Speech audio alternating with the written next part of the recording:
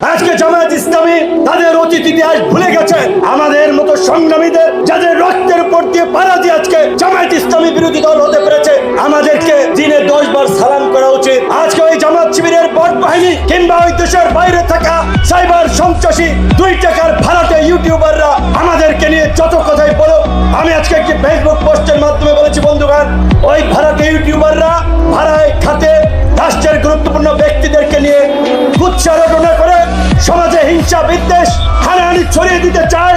আপনারা ওদের এই সমস্ত ভিডিওতে লাইক কমেন্ট ও রিয়াকশনও করবেন না, এদের কোনো গুরুত্ব থাকবে না। কারণ আমরা যদি এদেরকে গুরুত্ব দেই, এরা গুরুত্ব পাবে। কিন্তু আমার দুঃখ হয়, আমার কষ্ট লাগে, আজকে জামায়াত ইসলামী তাদের অতীত ইতিহাস ভুলে গেছে। যেখানে তারা প্রকাশ্যে পরিচয় নিয়ে ঘুরতে পারতো না, আজকে তারা এই যাত্রাবাড়ি আসনের এমপি হয়েছে, ঢাকাতে প্রায় 5-7 জন এমপি হয়েছে, কিন্তু তারা আল্লাহর কাছে শুকরিয়া আদায় করে না।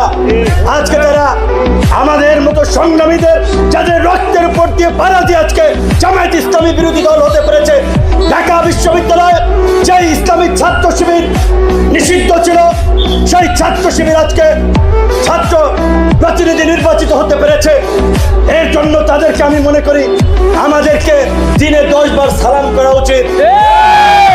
আর আজকে অকৃতজ্ঞের দল আমাদের নেতা কর্মীদের উপরে হামলা করে সংঘাত সহিংসতা সৃষ্টির জন্য বিদেশিদের সাথে আঘাত করে রাষ্ট্রকে অস্থিতিশীল করতে চায়।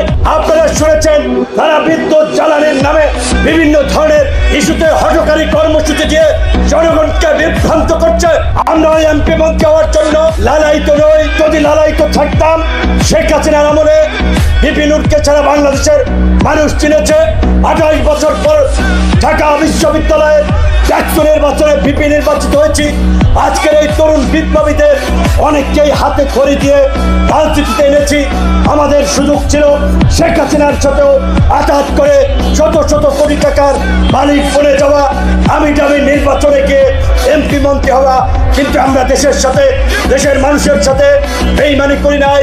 কিন্তু আজকে ওই যে বলেছি, আমাদের চরিত্র হরণ করার জন্য, আমাদের নিয়ে প্রোপাগান্ডা ছড়ানোর জন্য ওই জামাত শিবিরের অনলাইন বট বাহিনী থেকে শুরু করে তাদের ইউটিউবার, ওই দেশের বাইরে থাকা সাইবার সন্ত্রাসীরা, দুর্বৃত্তরা অপপ্রচার প্রোপাগান্ডা চালায়। ভাই, তোমরা শেখ হাসিনা তোমাদের জন্য সমস্যা ছিল, তোমরা দেশের বাইরে ছিল। এখন তো শেখ হাসিনা নাই, তোমরা তো দেশপ্রেমিক, দেশকে নিয়ে এত ভাবো, রাজনীতি করতে চাও, দেশে আসো, রাজনৈতিকভাবে খেলি।